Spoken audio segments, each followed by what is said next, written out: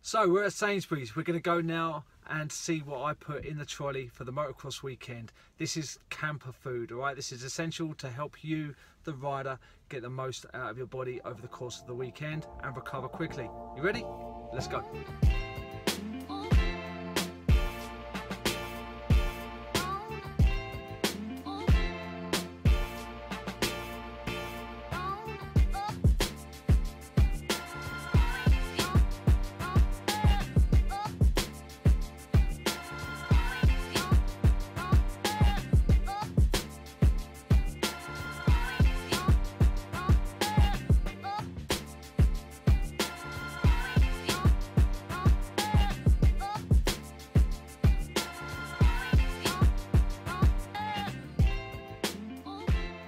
Right, okay, so in the fruit aisle, we literally kicked it straight off. We've got some blueberries, that's going to be helpful for the porridge.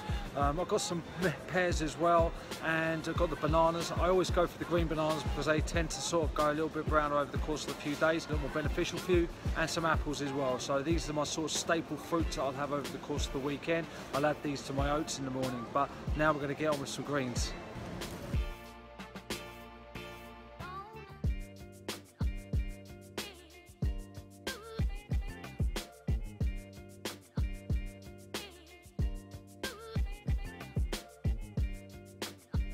Great addition to the shakes is ginger. You can buy this fresh or you can buy it in the potted variety. When we're talking about potatoes, the best thing to get is the sweet potato. The reason being because they have a higher content of what's called beta carotene, which helps repair the muscle, get rid of the aches and pains and everything else. They're very good. They're also regarded as one of the superfoods. So the big dairy debate, and I prefer to run with oat milk and MYLK, and then also one of the greatest essentials is this as well, is the Greek natural yogurt. This is really good to add on your porridge in the morning. It's very, very high in the protein content. And as for butter, I go with Kerrygold.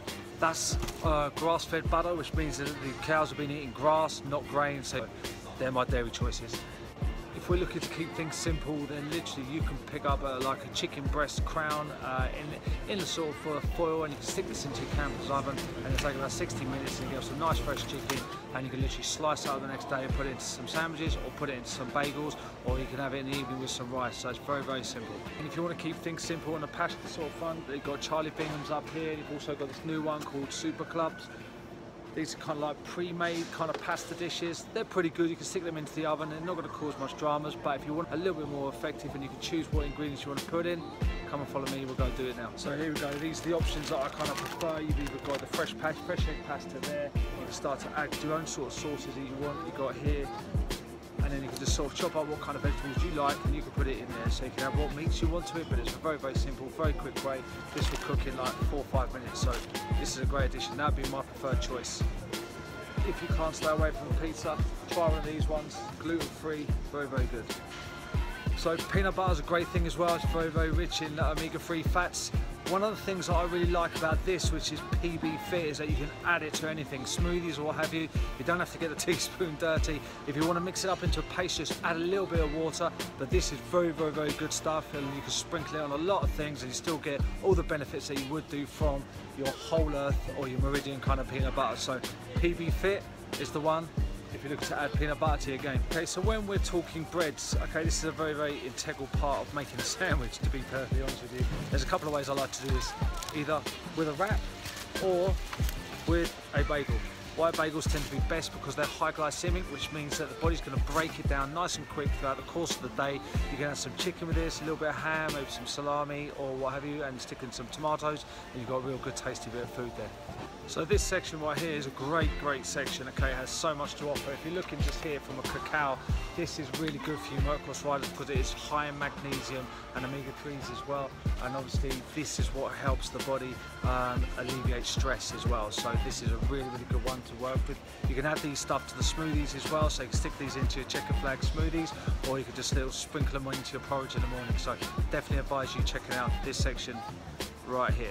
So a great little honey replacement is this bad boy. Agave syrup. It's very low GI, so it does the same sort of effect as honey, sweetens up a lot of things, which is great again for your smoothies, for your porridge, but also you can stick this on your rice cakes too, and I'll talk about that in a second.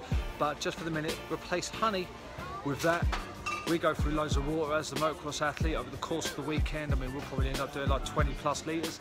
I've really found these to be a lifesaver. 5 litre ones, they're only a couple of quid, do you know what I mean? So they really do sort of save the pennies. That's a really good option there. So that little trip got cut short. The manager came over and pulled me for filming in the store without submitting a written application. So anyway, there's only a couple of bits left that I wanted to sort of show you, which was the rice cakes. These are a really good way for in between the motos. You can literally mix up some of that PB, peanut butter, and literally spread some of that on there, put some sliced bananas, maybe a bit of jam and a bit of the agave syrup that I sort of mentioned, and make a little sandwich with that. That's a really good high glycemic sort of snack, which is great post race and just before the next race. And then the last one was the frozen fruit. You know, these are an essential thing for the blender. Then you can literally add that to your checker flag shake. It just makes it a little bit more tastier, makes it cooler and whatnot as well. So that's really just the last couple of things. So hopefully you've got a good idea of what we sort of need to have in the camper. Obviously there's going to be other bits and pieces that you're probably going to have. So drop me a comment down below and ask me some questions. If I've missed anything, just let me know. Okay, so anyway, thanks very much. Thanks for tuning in, and I'll catch up with you next time.